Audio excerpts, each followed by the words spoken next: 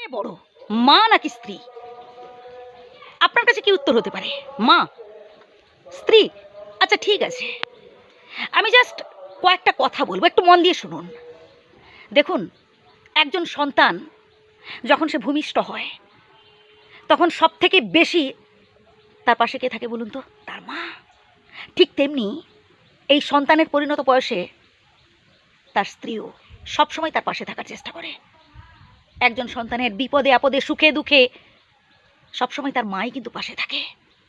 তার মা প্রোটেস্ট করে যদি তার সন্তানের বিরুদ্ধে কেউ কথা বলে, যদি তার সন্তানকে অপমান করে তার মা ঝাঁপিয়ে পড়ে, যদি অন্যায় করে তার সন্তানের সাথে সে কিন্তু গর্জে ওঠে, কেন তুমি বলছো আমার সন্তানকে এইসব কথাগুলো? আমার সন্তান তো অন্যায় করেনি, আমার সন্তান তো ভুল করেনি।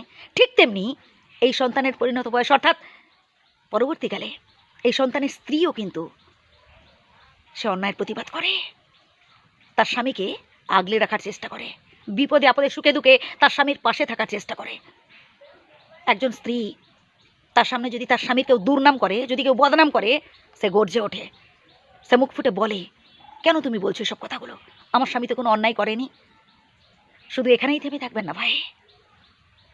একজন মা আগে পিছিয়ে কিছু করার আগে না তার সন্তানের কথা ভাবে, যে আমি এই পৃথিবী ছেড়ে চলে যাব, আমার সন্তানের কি হবে, আমি আমার স্বার্থটা দেখব, আমার সন্তানকে কে দেখবে, সে বারবার ভাবে। তার এটাই হচ্ছে পিছু টান।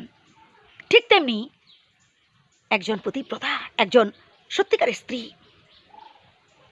সেও কিন্তু আগে পিছিয়ে কিছু করার আগে, সংসার ছেড়ে পালাবার আগে সে ভাবে তার স্বামীর কথা, এই মানুষটার কি হবে। একজন সন্তানকে যেমন তার মা খুব ভালোবাসে, বড্ড ভালোবাসে, নিজের প্রাণের থেকেও বেশি ভালোবাসে,